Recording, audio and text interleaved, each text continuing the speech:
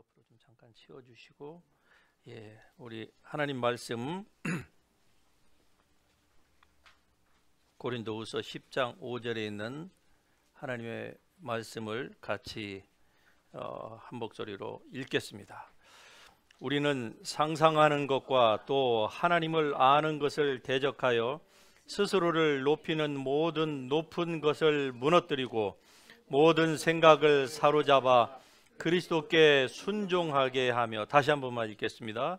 우리는 상상하는 것과 또 하나님을 아는 것을 대적하여 스스로를 높이는 모든 높은 것을 무너뜨리고 모든 생각을 사로잡아 그리스도 예수께 순종하게 하며.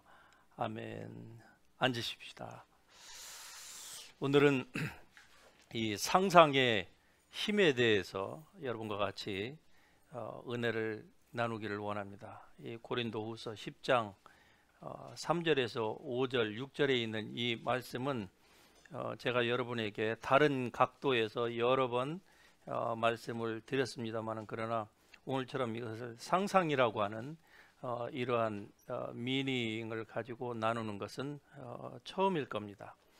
상상, 이것은 굉장히 우리에게 중요한 단어입니다.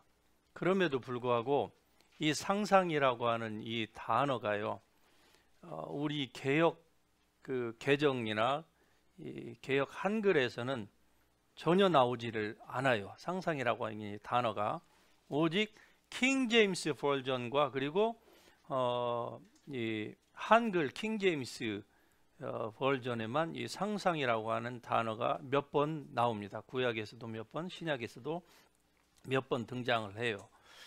왜 그러면은 교회 안에서 여러분 지금껏 신앙생활을 하시면서 교회 안에서 설교 가운데에 상상에 대해서 누가 설교하는 것을 아마 거의 들어보지 못하셨을 거예요. 맞지요? 예. 왜 그럴까? 그것은 바로 교회가 세상의 눈치를 보기 때문에 그렇습니다. 그리고 설교자가 사람들의 시선을 의식함으로 말미암아서 상상이라고 하는 이 단어 자체를 사용을 안 하려고 하는 거예요. 제가 설교자로서 느끼는 바가 바로 그것입니다. 왜냐하면은 상상이라고 하는 이 단어를 쓰면은 마치 뉴 에이지의 무슨 연장선상에서 설교자가 영향을 받아서 설교하는 것이다, 이렇게 사람들이 추측을 하기 때문에 그러한 비난의 소리를 듣고 싶지 않아서 아마 그러한 경우가 있을 것입니다. 그러나 이 상상이라고 하는 것은 우리의 인간에게 있어서 아주 중요한 부분입니다. 그래서 이 원수 마귀가요, 기독교 안에서 좋은 용어들을 여러 개들을 많이 가져갔어요. 그러므로 말미암아 교회 안에서 정말로 이게 성경적인 단어임에도 불구하고, 그리고 마땅히 이것을 강조해야 됨에도 불구하고 교회 안에서, 기독교 안에서 설교자들의 입에서 이런 말이 안 나와요. 왜? 제가 전자에 이미 서두에 말씀드렸던 것 같은 그런 그 이유 때문에 그렇습니다. 그 중에 대표적인 것이 상상이에요. 왜냐? 이 상상은 뉴에이지 그 무브먼의 사람들이 이 상상이라고 하는 말을 굉장히 잘 활용을 하거든요. 그러다 보니까 하지 않아요. 또 한 가지, 성경에 나오는 아주 그 컬러 중에 좋은 컬러가 있죠. 뭡니까? 7색깔 무지개. 오늘날 교회 안에서 7색깔 무지개를 누군가가 얘기하면은 바로 사람들은 뭘 떠올릅니까? 예, 그 안 좋은 걸 지금 떠올리게 되는 거예요. 그만큼 우리의 이 생각이 세상에 의해서 그만큼 오염이 됐다는 거예요. 얼마만큼 많이 그것을 시각적으로 사람들이 보아왔으면 7색깔 무지개 하면은 하나님의 언약을 생각해야만 하는 것입니다. 그럼에도 불구하고 이제 더 이상 7색깔 무지개를 교회 안에서, 기독교 안에서 사용하지 못하는, 말하자면 이 강도에게, 사기꾼에게, 이 음란한 이 도적들에게 이걸 완전히 교회가 다 이 중요한 자산 중에 하나를 도적질 당한 것입니다. 상상도 그 중에 하나예요. 그러나 여러분 그렇지 않습니다. 모든 것들은 진짜는 다 성경 안에 있고 세상에서 지금 교회의 것을 가져간 이 사기꾼들이 이걸 벤치마킹 해가지고 교묘하게 말하자면 자기 것으로 삼은 거예요. 그러므로 말미암아 교회가 이 귀중한 자산들을 활용하지 못하고 그냥 다 사장시키고 이것을 그냥 적당하게 다른 용어로 디투어 해가지고 사용하고 있는 것입니다. 자, 오늘 본문의 고린도후서 10장 5절의 말씀을 우리 개역개정에는 뭐라고 되어 있죠? 상상이라고 하는 말이 물론 언급이 안 되어 있습니다. 그렇죠? 예. 하나님을 아는 것을 대적하여 높아진 것들을 다 파하고, 그렇게 되어 있어요. 하나님 아는 것들을 대적하여 높아진 것들을 다 파하고. 그러나 지금 이 킹제임스 버전에 나온 것처럼 우리는 상상하는 것과 상상. 자, 상상이 그러면은 무엇이냐를 우리가 얘기하기 전에 먼저 성경에 지금 이 본문에 나오는 5절 그 이전부터 3절부터 4절, 5절, 6절까지의 이 말씀 가운데에 중요한 그 단어가 하나 나오는데 그것이 바로 무기입니다. 그런데 그 무기가 그 웨펀이 어떤 웨펀이냐? 스피리추얼 웨펀. 다시 얘기하면 이게 신령한 무기예요. 그런데 이 신령한 무기를 우리에게 모든 그리스도인에게 하나님께서 주셨다고 하는 사실이거든요. 그러면은 이 주신 무기를 우리가 어디에 사용해야 되느냐?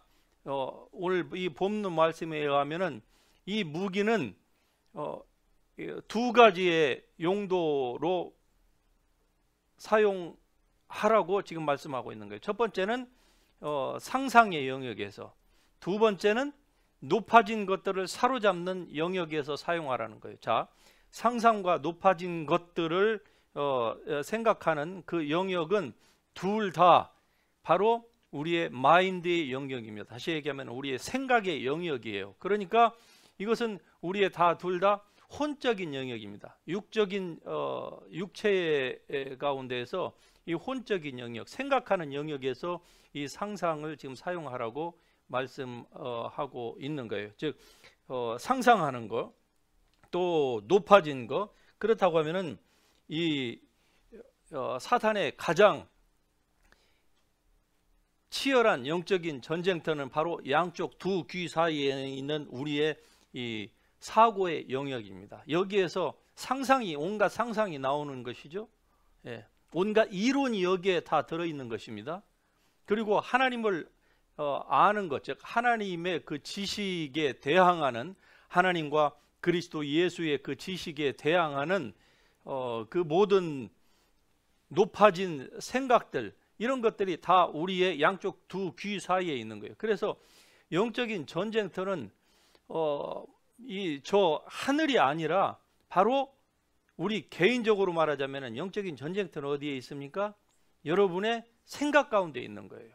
그래서 생각이 무엇인지를, 생각의 영역을 여러분이 정복을 하지 못하면은요, 이걸 다스릴 줄 모르면은 신앙생활 아무리 오래 해도 소용없습니다. 넘어지는 거예요. 계속 넘어집니다. 예, 시시때때로 넘어져요. 넘어지고 그리고 다시 일어나고, 넘어지고 다시 일어나고. 여러분 인생 가운데서 이거 몇 번만 반복해 보세요. 인생 다 갑니다. 그래서 하나님께서 우리에게 아주 중요한 무기를 주신 것이 그게 뭡니까? 바로 divine power, spiritual weapon. 오늘 본문에 나오는 이 말씀입니다. 여러분에게 주신 이 능력에 오늘 본문의 이 말씀을 통해서 여러분의 눈이 다시 한번 열려지는 귀한 축복의 시간이 되기를 축복합니다.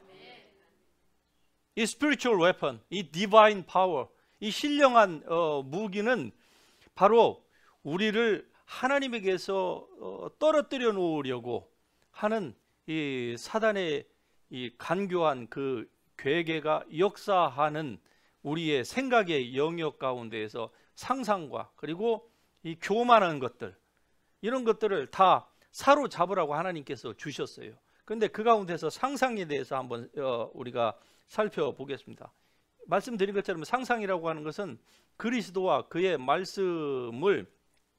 말씀에 관한 그 지식에 반대하는 것들입니다. 예. 모든 교만한 것들, 또 모든 교만한 논쟁들, 자기 인생 철학, 뭐 그런 거 있죠? 여러분, 많은 사람들이 이렇게 생각을 해요. 아니, 하나님이라면은 이렇게 해야 되는 것이 아닙니까? 라고 많은 사람들이 성경을 얘기하고 특별히 영적인 것들을 얘기하면은 그렇게 얘기하는 사람들이 많습니다. 그렇게 얘기하는 사람치고 무식자층은 거의 없어요. 그런 분명한 자기 주장을 가진 사람들은요, 대부분 다 식자층입니다. 즉 많이 배운 사람들이 다 그렇게 얘기해요. 하나님이라면, 성경이라면 이렇게, 하나님이라면 이렇게 저렇게 해야 되는 것이 마땅하지 않습니까? 그것을 본인들은 얘기할 때 그게 자기가 마치 성경의 바른 정론을 얘기한다고 사람들이 생각하는데 사실은 틀렸습니다. 그렇게 얘기하는 사람들의 그 생각의 기저에는 바로 무엇이 들어있습니까? 자기 인생 철학이 들어가 있는 거예요. 자기 인생 철학에 의하면은 성경은, 그리고 하나님이라면은 이렇게 저렇게 하셔야만 된다라고, 그것이 성경이고 그것이 하나님이다라고 자기가 하나님에 대해서, 성경에 대해서 자기가 다 데포니션을 다 프레임을 만들어 놓고 하나님과 그리고 하나님의 이 위대한 말씀을 자기 프레임에다가 딱 가둬놔요. 그리고 거기에서 조금만 벗어나면 그것은 성경도 아니고 하나님도 아니다라고 생각을 해요. 그래서 선별적으로 받아들입니다. 이게 대부분의 그리스도인들이 취하는 태도입니다. 그렇기 때문에 기독교가 이렇게 약화되고 있는 거예요. 제가 하나님의 말씀을 연구하면서 늘 깨닫게 되는 것이,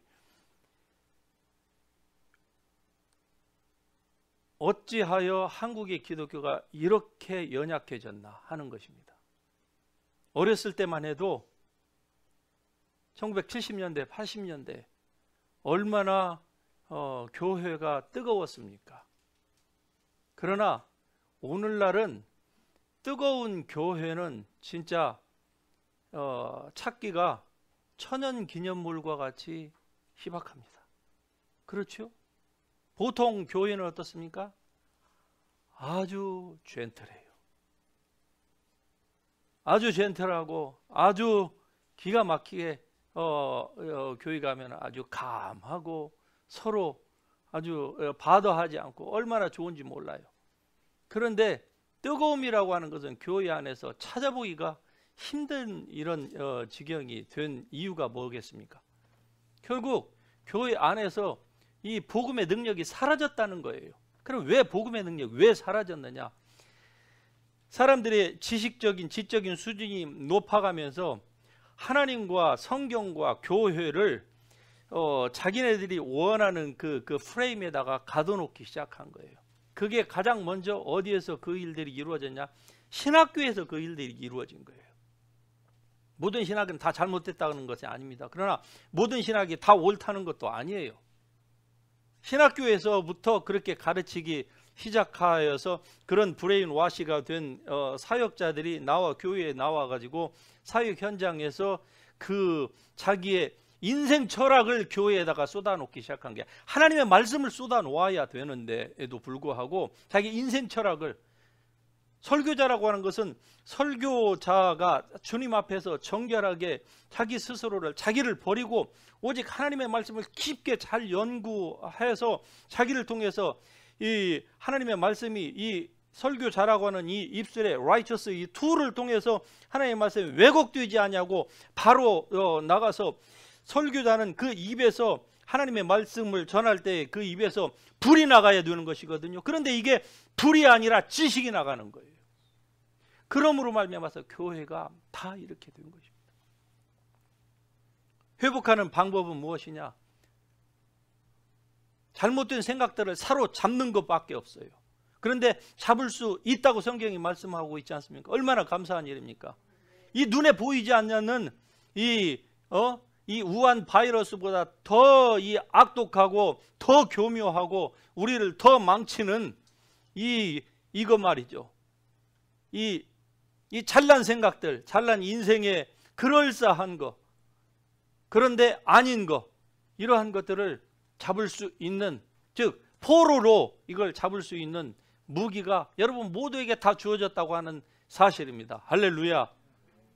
이걸 여러분이 잘 듣고 활용해서 여러분의 삶 가운데서 여러분 속에서 나도 모르게 하나님의 말씀을 아는 것, 즉 하나님의 성경의 지식을 얘기하는 겁니다. 하나님과 그의 말씀을 아는 그 지식에 대항하는 것들이 우리 모두에게는 다 있습니다. 정도의 차이가 있을 따름이지 다 있어요. 없는 사람이 하나도 없습니다.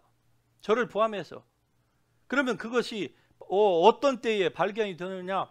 하나님의 말씀을 깊이 묵상할 때 되는 거예요. 성경 지식을 많이 알 때 되는 게 아닙니다. 주의 말씀을 깊이 묵상할 줄 알아야 돼요.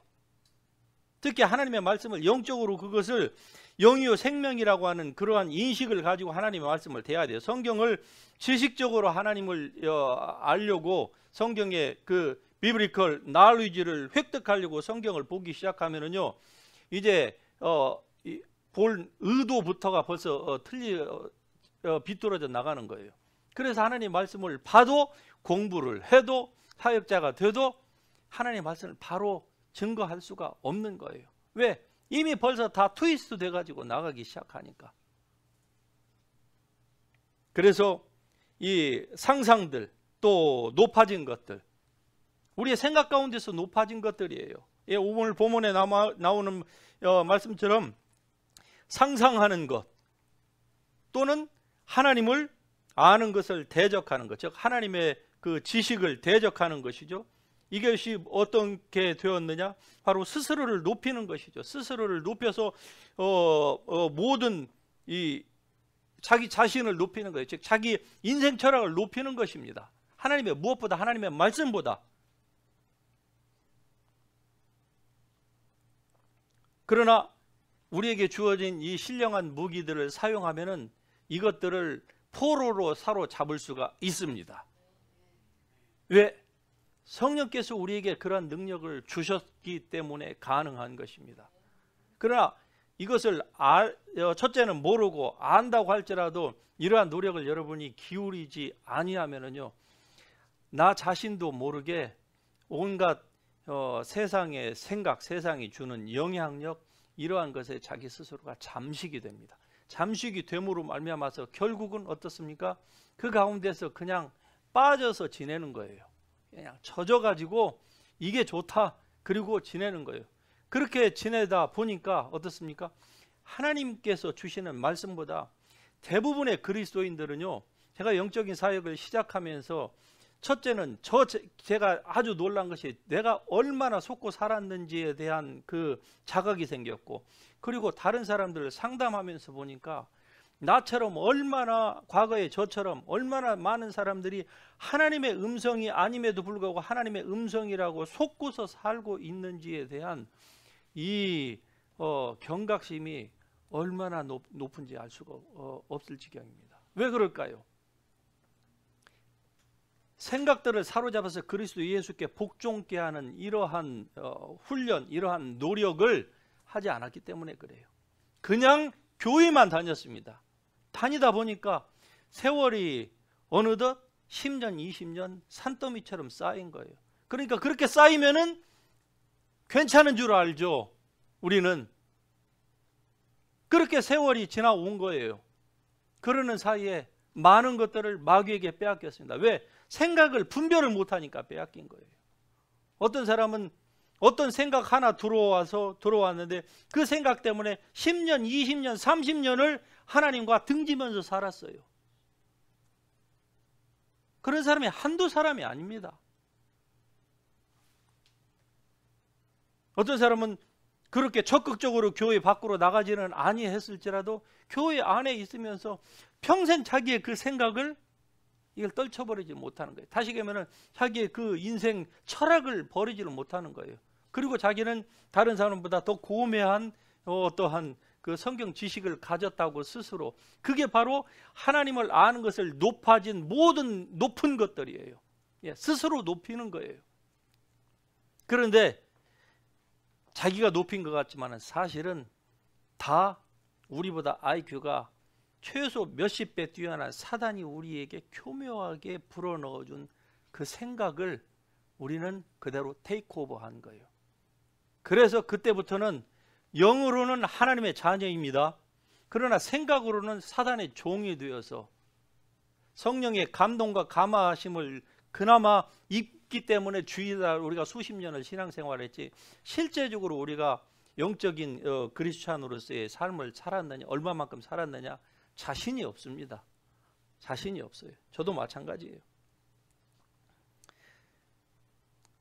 이사야 26장 3절에 보면은 주께서는 생각을 주께 고정시키신 자를 완전한 평강으로 지키신다, 이렇게 말씀해요. 예. 이 본문에서 오늘 읽었던 고린도후서 10장 5절에 여기에서 나오는 이 상상이 로마서 2장 15절에서는 생각 또는 어떤 다른 부분에서는 그것을 마인드, 마음으로 이렇게 표현합니다. 같은 원어의 단어를 구절에 따라서 이렇게 생각 또는 상상 또는 마음이라고 표현을 해요. 그러면은 히브리 원어로 이 상상이라고 하는 이 말이 가지고 있는 것은 수정하다, 즉 임신하다라고 하는 그 컨셉션이 있죠. 이는 마치 아이를 베는 엄마의 자궁과 같다고 하는 의미를 가지고 있습니다. 그게 뭐냐? 그게 상상이에요. 이 상상이라고 하는 거. 그러니까 행동이 나오기 전에 그냥 우리가 나오는 것 같지만은 그 행동이 나오기 전에 반드시 그 임신이 되어 있었던 거예요. 그래서 때가 되니까 어떻게 합니까? 행동이 나온 것 뿐이에요. 씨를 뿌리면은 반드시 이 임신 기간을 거쳐서, 그리고 때가 되면 어떻습니까? 행동이라고 하는 아이의, 씨를 뿌리는 행동에 아이가 나오게 되죠. 그게 우리의 행동이에요. 그런데 그 행동이 나오기까지 우리는 오랫동안 우리의 상상의 영역, 생각의 영역, 이 마음의 영역에서 무엇인가를 우리는 품고 살았어요. 그래서 때가 되니까 이게 생각으로 행동으로 나오게 된 것입니다. 물론 이 상상에는 긍정적인 것이, 부정적인 것이 있고 긍정적인 측면에서 이것을 표현한 게 있어요.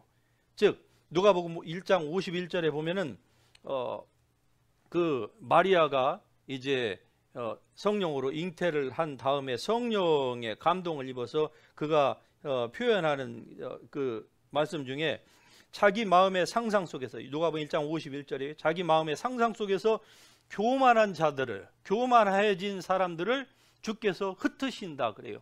자기 마음의 상상 속에서 교만한 자들이라고 하는 거.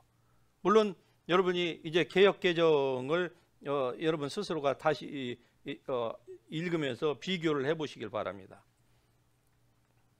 이거는 상상의 부정적인 측면을 말씀하는 게, 또 사도행전 4장 25절에 보면은 사도 베드로가 그렇게 얘기합니다. 어찌하여 열방들이 분노하며 족속들이 헛된 일을 꾀하는가, 즉 헛된 일을 상상하는가, 그 말이거든요. 예. 이건 다 상상의 부정적인 측면으로 사용된 구절들이에요. 그러나 그것만 있는 것이 아닙니다. 상상이라고 하는 이 단어를 긍정적인 측면에서 사용되는데, 그것을 다른 의미 그 단어로 성경은 그것을 이렇게 표현을 합니다. 소망이다.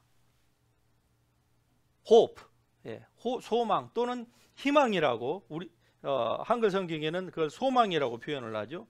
예, 이 소망이라고 이것을 표현해요. 다시 얘기하면은 그럼 소망이란 무엇이냐? 소망이라는 것은 우리의 외적인 눈으로 볼 수 없는 것을 내적인 눈으로, 시각으로 보는 능력을 바로 소망이라 그렇게 얘기를 해요. 그런데 이것을 다른 측면에서 이걸 imaginations, 예, 상상이라, 또 같은 단어를 다른 구절에서는 상상이라 이렇게 표현을 하는 것이죠. 그러니까 상상이나 소망은 말하자면은 거의 비슷해요. 외적으로 볼 수 없는 것을 내적으로 보는 능력, 이게 상상입니다. 창세기 6장 5절에 보면은 이런 말씀이 나옵니다. 사람의 마음에서 생각하여 상상하는 모든 것이 항상 악할 뿐임을 주께서 보시고, 이 말씀은 노아 홍수를 내리실 수밖에 없는 그 상황에 처한 인간들을 여호와 하나님께서 이렇게 표현하신 거예요. 사람의 마음에서 생각하여 상상하는 모든 것이 항상 어땠다? 항상 악했다는 거예요. 그러니까 악한 것이 어디에서 나오느냐? 타락한 인류의 이 상상 속에서 다 나왔다는 것이죠. 그것만 나온 것이 아닙니다.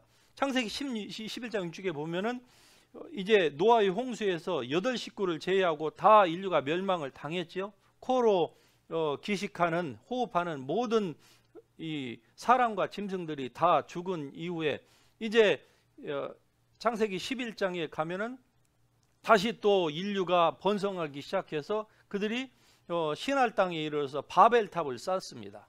그런데 그 바벨탑을 쌓는 그 상황을 하나님께서 친히 내려오셔서 그 바벨탑을 흩트리는 그 상황 가운데서 이런 말씀을 하세요.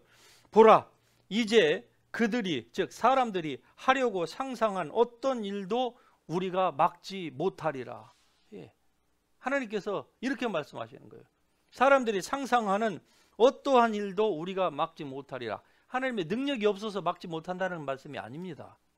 하나님께서 사람에게 이 모든 전권, 유임을, 전권을 다 주셨기 때문에, 즉 프리윌을 주신 거예요. 마음대로 상상하는 대로 되어지도록 하나님께서 인간에게 주셨기 때문에 하나님께서 그것을 막을 수 없다는 거예요. 그래서 하나님이 하셨던 일은 저들의 언어를 흩어버리신 거예요. 왜?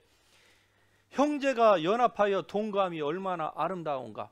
사람이요 연합해서 주님을 위해서 무엇인가를 연합할 때에 이건 하나님을 굉장히 영화롭게 하고 그리고 아주 좋은 일들을 이루어냅니다. 그런데 반대적으로 모든 열방과 이방과 그리고 모든 나라들이 하나님을 어게인스트 하는 그 유너티를 형성을 하면 여기 이것 또한 아주 강력한 힘을 냅니다. 그 대표적인 것이 바로 바벨탑이에요. 그리고 오늘날도 이 바벨탑을, 인간의 바벨탑을 쌓아서 바로 창조주 하나님에게 도전하고자 하는 그러한 일들이 끊임없이 세상 가운데서 일어나고 있는 거예요.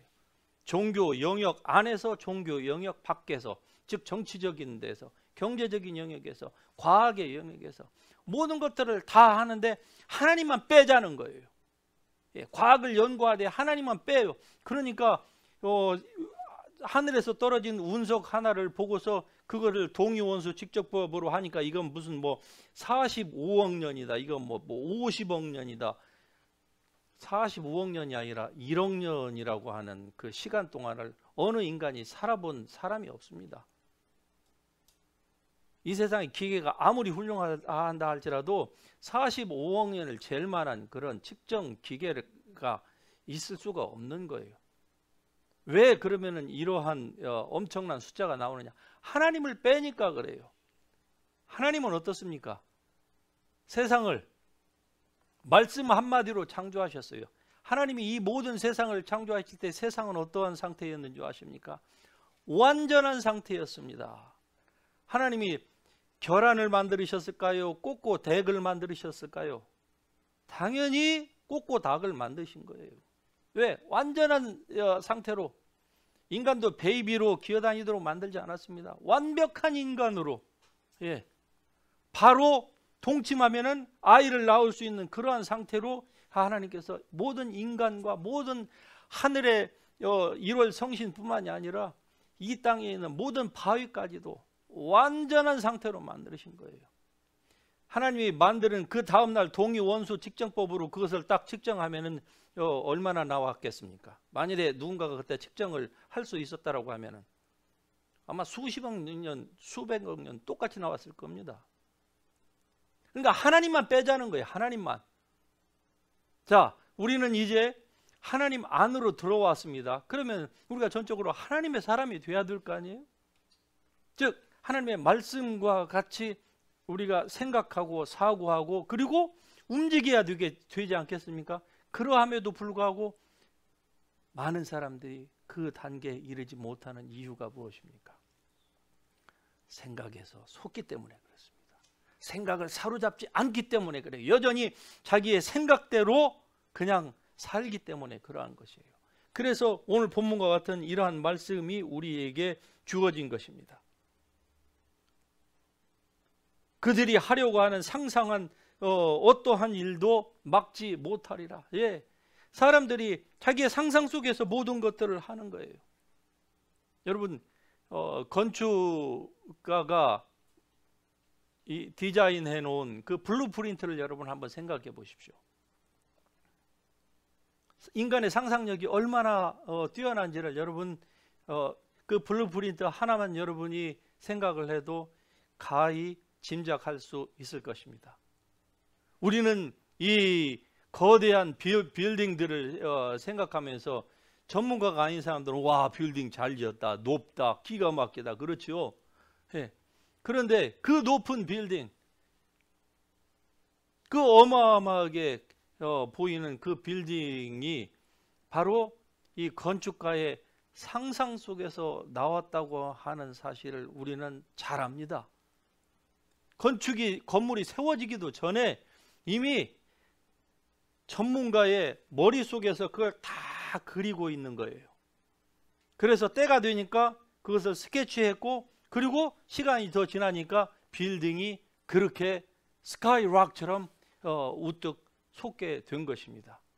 건물만을 지금 우리가 건물은 그렇게 이해를 하면서 우리의 행동이 왜 이런 행동이 우리가 지금 하고 있는가에 대한 것을 저는 하나님의 말씀을 견주어서 여러분에게 지금 말씀드리고 있는 것입니다.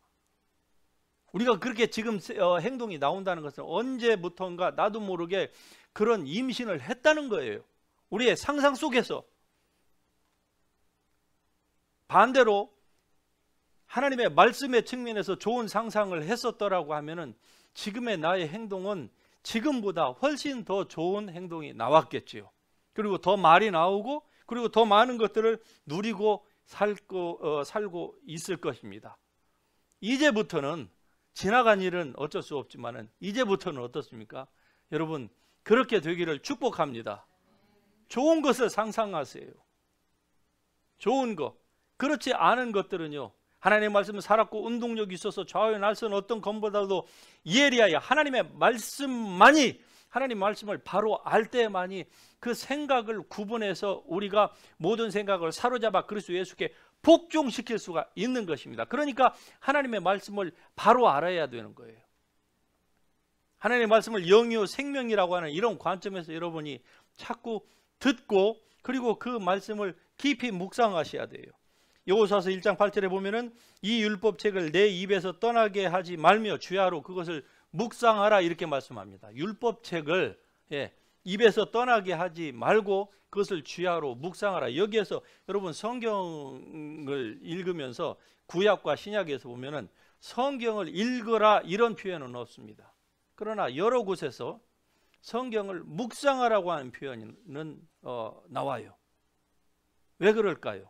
물론 성경을 러플리하게 성경의 구도를 잘 잡기 위해서는 성경을 많이 읽는 것이 중요합니다. 그런데 많이 읽는 것보다도 어떤 측면에서 더 중요한 것은 성경이 강조하는 바대로 의하면 어떻습니까? 메디테이션을 해야 돼요. 즉 성경을 바이블 리딩하는 것과 바이블을 메디테이션 하는 것은 다릅니다. 리딩은 그냥 말 그대로 읽는 거예요. 제가 잘 알아요. 근데 메디테이션은 잘 안 돼요. 왜 안 되느냐? 이건 우리가 훈련이 안 돼 있기 때문에 그래요. 메디테이션이라는 것은 성경에 나오는 한 구절을 딱 뽑아가지고 그 구절을 계속적으로 입으로 뇌까리고, 그리고 그 말씀을 선포하고, 그것을 thinking over and over and over, 그걸 하나님의 말씀 계속적으로 생각을 하는 거예요. 기도하면서 그 말씀 한 말씀을 붙잡고 영으로 기도하고 마음으로 기도하고 그걸 며칠, 몇 날, 몇 달, 어떤 때는 몇 년을 그 한 말씀을 가지고 계속적으로 묵상하는 거예요.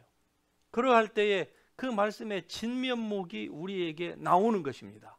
이게 바로 묵상이에요. 그래서 성경에서 묵상하라, 그 말씀을 입에서 떠나지 말게 하고 그것을 주야로 그 말씀을 묵상하라, 이렇게 얘기를 하는 것입니다. 역대상 29장 18절에 보면은 이것을 주의 백성의 심중에 영원히 두시며 라는 말씀이 있어요. 주의 백성의 심중이라고 하는 것은 마음에 상상하는 생각 속에 라고 하는 의미가 들어 있습니다. 킹제임스 버전에서는 그렇게 번역하고 있어요. 그들의 마음에 상상하는 생각 속에 주의 말씀을 두시며, 이렇게 얘기합니다. 또 시편 143편 5절에 보면은 내가 옛날을 기억하고 주께서 행하신 모든 일을 묵상하며 주의 손이 행하시는 일을 깊이 생각하였나이다, 이런 말씀이 있어요. 다시 얘기하면은 기억하고 묵상하고 깊이 생각했다. 기억하고 묵상하고 깊이 생각했다. 이게 무슨 말씀일까? 우리에게 말 그대로 어려운 게 없습니다. 하나님께서 여러분에게 주신 것들을 먼저 기억해야만 해요. 성찬이 기억하라고, 성찬의 가장 중요한 메시지는 무엇입니까? 바로 기억하라는 것이거든요. 즉 이것을 주님의 말씀 그대로, 하나님께서 여러분을 얼마나 사랑하셨는지, 주님이 여러분에게 어떠한 분인지를 기억하고, 그리고 그걸 항상 리마인드 시키는 것이죠. 그리고 그것을 깊이 생각하는 것, 이러한 좋은 습관들이 우리 크리스천들에게 아주 필요합니다. 이게 안 되면은요, 결코 신앙이 깊어질 수가 없는 거예요. 사고가 깊어질 수가 없습니다. 세상 지식은 투자 대비 그만큼 깊어질 수가 있어요. 그런데 세상 지식이 깊다고 해서 하나님의 말씀이 자동적으로 깊어지는 것은 결코 아닙니다. 절대로 아닙니다. 왜? 육은 육이고 영은 영이기 때문에 그래요. 하나님의 말씀은 영이고 생명이지, 그런 방식으로 성경을 공부하고 제자 무슨 훈련을 하고 무슨 신학 공부를 하고 이렇게 하다 보니까 많은 사람들이 그 과정을 수료했음에도 불구하고 그 가운데서 영적인 스피리추얼 파워가 전혀 안 나오는 거예요. 이유는 무엇입니까? 이게 하나님 말씀을 영이요 생명이라고 하는 측면에서 이걸 보지를 못하니까 그래요. 만일에 보았다라고 하면 하나님 말씀을 깊이 묵상하는 가운데서 영적인 신비한 체험들을 모두가 다 할 수가 있습니다. 그거는 우리의 열심히 있었던 우리 부모들의 세대의 신앙을 우리가 보면은 잘 할 수가 있어요. 우리가 기독교 그 영성사를 몇백 년 된 영성사를 우리가 공부하지 않더라도요, 아주 간단하게 알 수가 있어요. 우리 부모님들의 세대에서 그분들이 난 놓고 기억자도 모르는 분이 어떻게 저렇게 영적인 체험을 하면서 저런 능력을 행하는 그런 삶을 살았을까? 그냥 필부필람입니다. 그냥 아주 평범한 농촌 안악이었고 아주 평범한 아저씨였어요. 장로님들이었어요. 그런데 그분들이 성경도 떠듬떠듬 읽을 만한 그 정도의 지식밖에 안 됨에도 불구하고 어떻게 그분들은 그런 거 사이나. 그런데 반대로 오늘 우리는 이 기가 막힌 세상에 살고 있잖아요. 그럼에도 불구하고 우리는 어떻습니까? 신앙생활을 하면서 그런 영적인 신비한 체험들을 합니까? 아니, 신비한 체험이 다는 아니에요. 하지만 신비한 체험이 없는 사람이 성경을 읽고 배우고 가르치면 어떻게 됩니까?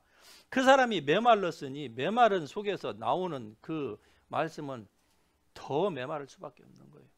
이게 벌써 2대, 3대가 지나오니까 한국 기독교가 이렇게, 이 이민교회가 이렇게 약해져서, 이민교회는 지금 영적인 것을 기대하기는 거의 지금 불가능한 이러한 세대 가운데 와 있습니다. 이대로 한 세대, 두 세대만 더 가면은 정말로 우리가 우려하던 일들이 이민 교회 가운데에 발생될는지도 모릅니다. 그래서 정신을 차려야만 하는 거예요.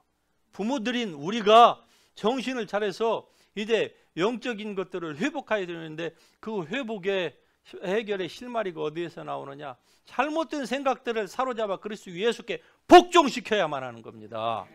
잘못된 모든 생각들, 하나님의 말씀인 것 같은데 사실은 사단이 불어넣어준 말들을 우리도 모르게 하고 있는 거예요.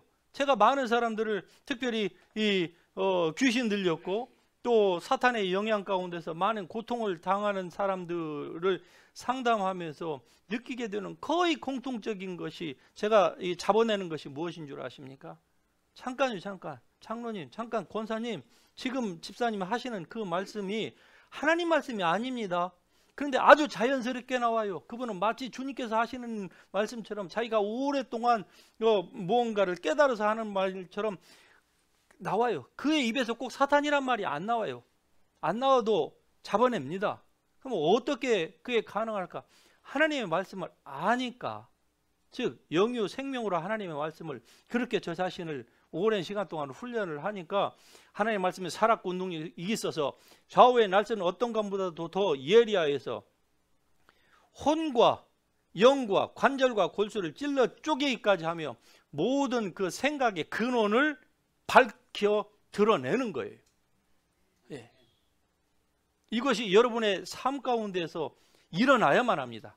그래야 여러분이 더 이상 인생을 이 도적에게 도적맞지 않고 우리에게 하나님께서 주시기를 기뻐하시는 그 joy life, 예, God kind of life, 이 라이프를 여러분이 소유하여서 육체적으로, 정신적으로, 영적으로 풍요한, 재정적으로 이러한 삶을 여러분이 살 수가 있는 것입니다. 이것이 여러분을 향한 하나님의 뜻입니다.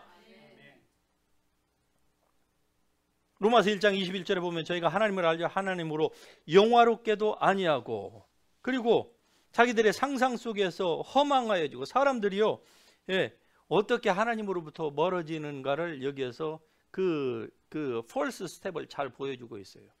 다시 얘기하면은 하나님을 알되 하나님을 영화롭게도 아니한다.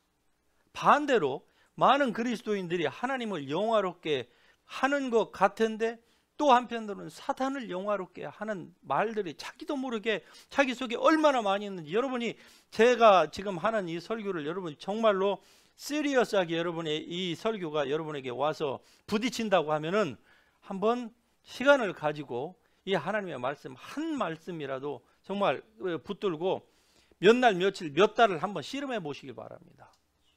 정말로 내 생각 속에서 그러한 것들이 있는가? 여러분이 다 묻어놔서 그래요. 다 덮어놔서 그렇습니다. 휘칠한 무덤처럼. 이것을 여러분이 하나님의 말씀으로 그 생각의 근원을 한번 밝히내면은요, 이건 기가 막힌 이 더러운 것들이 나오는 거예요. 우리의 생각 속에서 우리가 묻어두었던, 그냥 우리가 부지불식간에 그냥 받아들였던, 저항하지 않고 적극적으로 대항하지 않음으로 말미암아서 우리 속에서 이게 잉태되었던 이런 잘못된 생각들이 우리 속에서 얼마나 이것들이 많이 올라오는지 모릅니다. 하나님을 영화롭게 하지 않으면은요, 하나님으로부터 멀어지게 됩니다. 다시 얘기하면은 하나님을 glorify, 또는 다른 표현에서 하나님을 magnify라고 하는 것은 이 돋보기를, 확대경을 여러분이 생각해 보시면은 잘 아실 겁니다. 하나님을 영화롭게 하지 않은 차 이것들이, 이 생각들이 우리들의 그 상상 속에서 허망해지기 시작하는 거예요. 그래서 하나님으로부터 멀어집니다. 서서히 멀어지는 거예요. 그리고 자기의 인생 철학이 거기에 딱 닿아요. 그러니까 교회에서 무슨 말을 하든 성경을 아무리 읽어도 자기의 그 인생 철학을 여러분이 그것이 철학이라고 하는 사실을 먼저 알고, 그리고 그것이 하나님의 그 지식, 성경 지식, 예수 그리스도의, 그리고 하나님의 성령의 그 인도하심을 대적하는 것이라고 하는 것을 알고 그것을 사로잡아서 복종시키지 않는 한 그 인생 철학으로 대부분의 그리스도인들은 살아갑니다. 대부분이 다 그렇게 살아가요. 그러니까 우리의 삶 가운데서 하나님께서 성경이 말씀하는 것처럼 여호와의 눈은 온 땅을 두루 감찰하사 전심으로 여호와를 향하는 자들을 하나님이 찾고 계신다는 거예요. 아니 믿는 사람들이 이렇게 많은데 그 말씀이 무슨 말씀일까? 전심으로라고 하는 것은 먼저 우리의 생각을 하나님 앞에 온전히 하나님의 그 말씀과 대적되는 생각들을 우리가 주님 앞에 무릎 꿇리지 않으면은요, 하나님이 찾으시는 사람이 우리가 못 됩니다. 그러면은 그냥 내 힘으로 인생을 사는 거예요. 우리가 좋은 세상에서 지금 좋은 나라에서 태어났으니까 좀 더 많은 혜택을 보고 살지요. 플러스 약간의 믿음으로 그냥 사는 거예요. 근데 그렇게 살면서도 왜 사람들이 왜 편안할까? 아니 대부분의 사람들이 내 주위에서 다 그렇게 살으니까. 교회에 오면은 그냥 내 주위에 있는 대부분의 사람들이 교제해보면 다 그 생각이고 그 수준이 그 수준인 거예요. 여기서 튀어나온 사람이 한 사람 있으면 이 사람은 잘못하면 돌 맞습니다. 예? 이해를 못하니까요.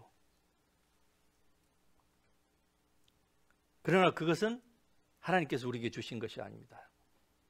로마서 5장에 보면 환난은 인내를, 인내는 연단을, 연단은 소망을 낳는다, 이런 말씀이 있죠. 환난은 인내를, 인내는 연단은 소망을 낳는다. 자, 이 말씀은 환난과 인내를 통해서 연단이라고 하는 것은 다시 말씀드리면 단련된 인격을 얘기해요. 그러니까 이 말씀, 이 로마서 5장 4절에 있는 이 말씀은 결국 환난과 인내를 통해서 우리의 인격이 단련되는 것에 지금 포커스를 두고 하시는 말씀입니다. 단련된 인격, 연단. 예. 개역성경에는 연단이라고 표현되어 있죠. 킹제임스에서는 이걸 단련된 인격으로 표현을 하는데, 그런데 설교 초두에서 상상과 상상의 다른 긍정적인 표현이 소망이라고 했습니다. 자, 소망과 믿음이 어떠한 관계에 있는가를 여러분이 잘 생각해 보시고, 그리고 이 말씀이 여러분에게 잘 이해될 수 있기를 축복합니다. 자, 소망 자체만으로는 우리가 victorious Christian life를 살아갈 수가 없습니다. 많은 사람들은 다 소망하죠. 즉 바란다 이 말이죠. 예, 믿음은 바라는 것들의 실상이요. 예, 바란다고 할 때에 믿음은 소망한다 그 말이거든요. 예, 소망한다고 해서 다 되어지는 것이 아니에요. 소망하는 바가 다 자기의 삶에서 이루어지는 게 아니에요. 왜 그럴까? 그 다음 단계인 믿음으로 나아가지 못하기 때문에 그래요. 그러니까 소망과 믿음은 같이 가야만 하는 것입니다. 하지만 믿음이 우리의 삶에서 우리가 세상을 이김은 이것이니 바로 우리의 믿음이니라, 요한 1서에서 그렇게 말씀을 하죠. 그러니까 믿음이 우리를 세상에서 이기게 하지만은 사실은 이 믿음도요, 소망이 없으면은요, 믿음 혼자로서는 우리가 원하는 그 열매를 받을 수가 딸 수가 없습니다. 열매가 맺혀질 수가 없다는 것이죠. 그러니까 이 소망과 믿음은 같이 가야 되는 거예요. 믿음은 바라는 것들의 실상이요, 보지 못하는 것들의 증거라고 했죠. 믿음은 바라는 것, 소망하는 것들의 실상인데 소망이 있어져야만 하는 거예요. 자, 소망이 무엇하고 똑같느냐? 지금 방금 이 에어컨디션이 AC가 돌아가고 있죠.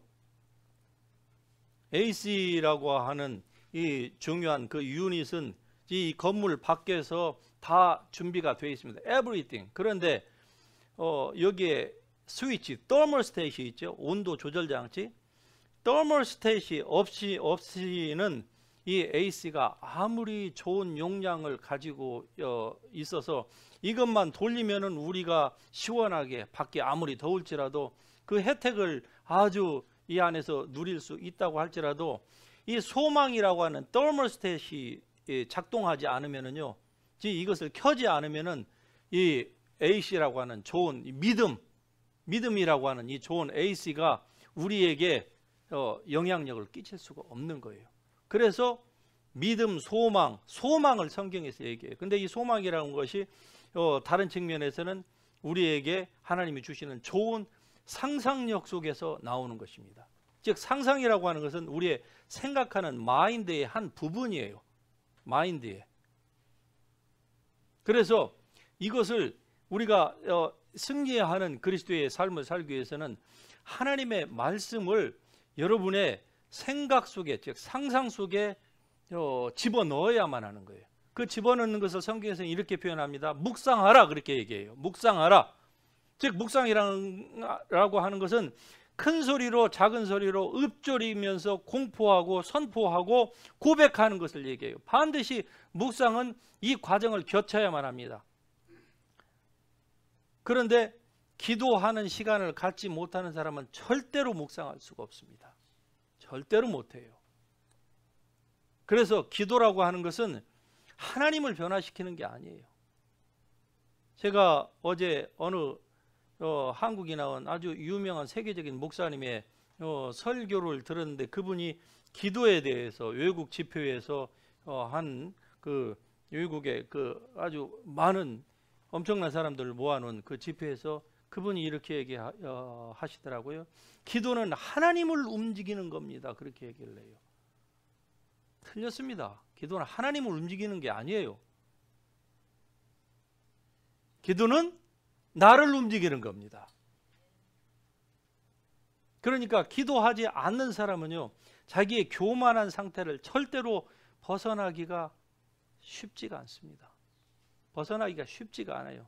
무릎 꿇지 않는 사람은요. 여러분이 바빠서 생활이 너무 분주해서 무릎 꿇을 시간이 없으니까, 그러면은 이렇게 기도하셔야 돼요. 하나님, 제가 좀 덜 바쁠 수 있도록 해주세요. 이렇게 기도해야 돼요. 여러분 일을 줄이셔야 돼요. 먹고 살아야 되니까 어쩔 수 없다고요. 그러면은 그런 분은 평생 그냥 그렇게 팔자대로 사셔야 돼요. 어쩔 수 없어요. 아침부터 저녁 늦게까지 일찍 일어나고 늦게 누움에 그 수고의 떡을 먹음이 헛되도다, 인생 말년에 그 고백을 하면서 그냥 돌아가셔야 돼요. 어쩔 수 없어요. 왜? 성경은 우리에게 그렇게 하지 않아도 얼마든지 살 수 있는 좋은 방편을 다 만들어 주셨습니다. 아니라고 여러분이 생각하신다고 하면은 여러분 다시 한번 재고하시기를 제가 옆구리 찔러서 여러분에게 부탁드립니다. 먼저 이러한 풍요한 삶을 정신적으로 그리고 재정적으로 누리기를 여러분이 원하십니까? 그러시면은 이렇게 해보시기를 권고합니다. 하나님의 말씀이 여러분 속에서 먼저 풍성해져야만 합니다. 하나님의 말씀이 여러분 속에서, 여러분의 상상력 속에서 풍성해지지 않으면은요, 절대로 여러분의 삶은 풍요해질 수가 없습니다. 제가 말씀드리는 풍요는 물질적인 풍요를만을 얘기하는 게 아닙니다. 먼저 하나님의 말씀을 여러분이 묵상하실 수 있기를 축복합니다. 예. 그래야 말씀이 여러분 속에서 풍성해질 때에 비로소 가장 먼저 여러분이 누리는 혜택은 여러분의 마음이 평안해집니다. 먼저 지금 완전케 된 영혼들, 예수님과 함께 천국에 가 있는 우리의 믿음의 선진들은 그들이 마음이 천국의 그 평안함을 가지고 있습니다. 그런데 그건 우리가 애프터라이프에만 누릴 수 있는 게 아니에요. 성경은 지금, right now, 지금 우리가 그러한 삶을 누리기를 원하십니다. 그게 그런 지경에 여러분이 다다르기를 원하신다고 하면은 먼저 하나님의 말씀에 풍요해질 수 있기를 축복합니다. 그래야 여러분의 삶 가운데에서 먼저 하늘의 평안을 누리게 되고, 그리고 하나님의 말씀을 분별을 하게 돼요. 생각의 근원을 분별을 하게 됩니다. 그래서 세상으로부터 또는 나의 육신으로부터 마귀가 그 모든 것들을 교묘하게 활용을 해서 내게 들려주는 하나님의 말씀 같은데 아닌 것들, 예, 그리스도인에게는요 하나님의 말씀 같은 것들이 많이 와요. 얼토당토하는 그 아주 뭐 성경과 동떨어진 그러한 것들을 마귀는 절대로 우리에게 주지 않습니다. 그리스도인들에게는요. 예수님에게도 성경을 인용하면서 도전해 왔던 것이 바로 원수 사단입니다. 하물며 우리에게 했습니까? 하나님 자신이었던, 영으로 하나님 자신이었던 예수님에게도 그렇게 하셨는데, 그렇게 역사를 했는데 우리에게는 어떻게 했습니까? 그래서 우리는 어떻게 해야 됩니까? 이제 우리는 하나님의 말씀을 묵상하는, 하나님의 말씀을 잘 묵상하는 이러한 훈련을 여러분이 이제 스스로 그러한 상태로 들어갈 수 있기를 축복합니다. 고린도후서 4장 18절에 보면 우리의 보이는 것은 우리는 보이는 것이 아닌 보이지 않는 것을 바라보나니, 예, 보이지 않는 것을 바라보나니 보이는 것은 잠깐이요 보이지 않는 것은 영원함이라. 사도 바울이 이 말씀을 고백할 때에는요, 그는 자기의 삶에 닥친 현실적인 고난과 고통의 문제를 그는 거부한 것이 아닙니다. 그것이 있다고 하는 사실을 그는 부정해서 이 말씀이 나온 것이 아니에요. 있음에도 불구하고 그는 이것을 성경의 표현대로는 잠깐이라고 표현했어요. 잠깐 이 세상에서 있다가 없어질 이 모든 것들에 그는 거기에다가 자기의 포커스를 맞추지 않았다는 거예요. 오히려 영원한 거, 예, 하나님 말씀이 영원합니다.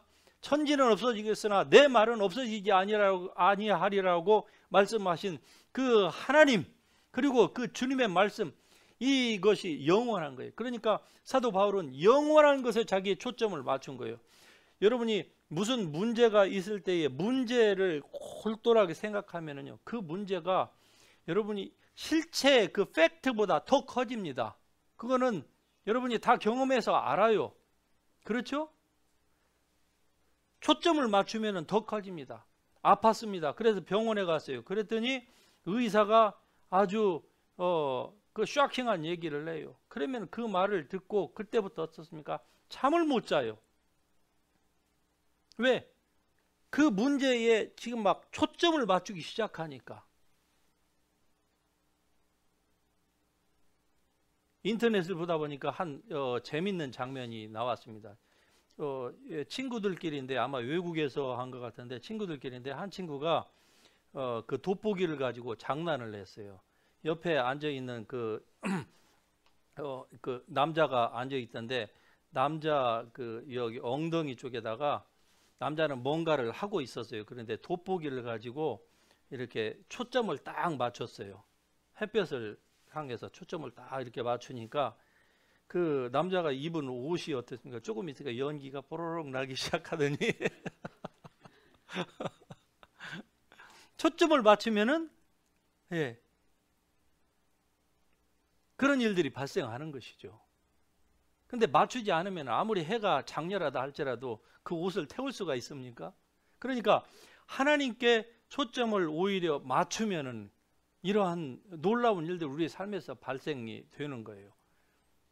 하나님을 알되 하나님으로 영화롭게도 않는다고 하는 그 말의 다른 의미는요, 하나님보다 다른 것을 더 영화롭게 하기 때문에 하나님으로부터 우리가 멀어지는 거예요. 이 말씀을 다시 우리가 뒤집어서 말씀드리면은 문제가 아무리 크다고 할지라도 문제에 집중하지 말고 하나님께 집중하면은요, 문제는 슈링킹 됩니다. 근데 문제에 집중을 하게 되면 문제는요, 이게 매그너파이 하니까 그냥 이게 태워버리는 거예요. 우리의 삶을 태우려고 하는 것입니다. 그래서 하나님께 집중해라. 왜? 보이는 것은 이 세상에 좋은 것도 잠시 잠깐 오면은 다 없어집니다. 아무리 힘들어도요, 금방 이 또한 지나가리라. 다 지나가는 거예요. 세상의 형적은 다 지나가게 되어 있습니다. 그러니까 이 세상에 있는 것들에 대해서 여러분이 가졌다고 자랑할 것도 못 되고 갖지 못했다고 해서 의기소침할 것도 아니라 이 말입니다. 사도 바울처럼 아무것도 없으나 그러나 모든 것을 가진 자로자 그 말씀을 우리가 묵상하지 않았기 때문에 사도 바울의처럼 그런 고백을 우리가 하지 못하고 사는 것뿐이에요. 사도 바울은 뭐 우리와 이거 동떨어진 사람이다, 하나님께 특별한 스페셜 은총을 입은 사람이라고 우리가 그런 관점에서 성경을 본다고 하면은 정말로 우리는 성경 속에서 교훈을 받기가 힘듭니다. 하나님이 그를 사랑하셨다고 하면은 우리도 동일하게 사랑하십니다. 그러므로 여러분의 삶의 문제에 집착하지 마시고 하나님께 온전히 포커스를 맞추시기를 축복합니다. 그렇게 하시려면은, 그런 행동이 나오려면은 먼저 여러분의 상상 속에서 하나님을 향해, 하나님의 지식을 향해서 높아진 생각들, 자기 인생 철학, 논쟁, 사상들, 이러한 것들을 사로잡되 전쟁에서 싸움에 지면은 어떻습니까? 상대방의 군인들을 포로로 잡잖아요. 포로로 잡은 사람들은 어떻습니까? 그들의 모든 무장을 다 해제시키고 손과 발을 묶어서 그냥 노예처럼 잡아오는 거 아니겠습니까? 그것처럼 그걸 그냥 풀어놓으니까 그게 가지고 있는 무기로 여러분의 삶을 그게 난도질했다 이 말입니다. 지금까지는.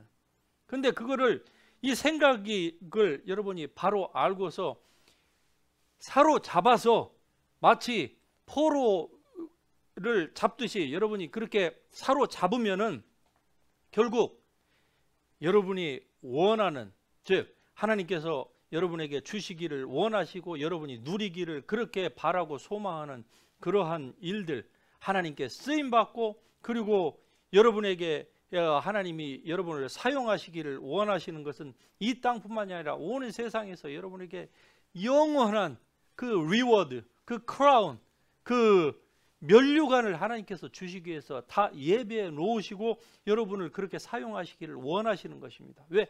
여러분과 제가 없으면 이 세상에 복음화를 시킬 수가 없어요. 그래서 복음 들고 산을 넘는 자들의 발길이 그래서 아름답다고 하는 것입니다. 여러분 주위에서, 우리가 산은 못 넘을지라도 여러분 주위에서 여러분이 매일같이 대하는 사람들 가운데서 우리가 기도하는 가운데서 영적으로 민감해 있으면요, 그런 사람들을 우리가 얼마든지 만날 수 있습니다. 그들에게 주님께서 주시는 그 따뜻한 사랑의 말 한마디, 복음의 그 살리는 그 말 한마디를 전하면은요, 우리는 비록 우리의 개인의 생활에서는 우리는 절대로 완벽하지 않습니다. 좌충우돌하고 어떨 때는 실수도 많이 하고 주님의 마음도 아프게 하고 사람들의 마음도 아프게 하고 그러한 다 경험들이 있음에도 불구하고 하나님은 완벽한 사람을 결코 우리에게 완벽을 요구하지 않습니다. 그러함에도 불구하고 우리가 하나님의 말씀을 오늘 다시 들은 것처럼 여러분의 상상 속에서 잘못된 것들을 몰아내야 되는 거예요. 즉 포로로 잡아서 그것을 그리스도 앞에 무릎을 꿇리는 것이죠. 우리의 사령관이신 예수 그리스도 앞에 포로로서 무릎을 꿇리고, 그리고 내가 이제 주님의 원대로 그렇게 살겠다고 여러분이 그런 결정을 하신다고 하면은 하나님은 정말로 여러분이 원하는 삶보다 훨씬 더 좋은 삶을 주시기로 이미 창세전 만세전에 그리스도 예수 안에서 다 예정해 놓으신 그것이 서서히 여러분의 것으로 릴리스가 될 것입니다. 할렐루야. 우리 같이 일어나셔서 이 귀한 하나님 말씀 붙들고 기도하십시다. 여러분의 상상 속에서 잘못된 부정적인 것들이 있었다고 하면은 그것을 이제는 온전히 주님 앞에 포로로 잡듯이 그렇게 주님 앞에 온전히 복종시키고 주님 앞에서 다시 한번 하나님의 선하시고 온전하시고 기뻐하시는 그 뜻대로 살기를 원합니다. 이러한 여러분의 믿음의 고백이 있기를 축복하면서 같이 동성으로 기도하십시다. 사랑과 은혜 하나님께 감사를 드리며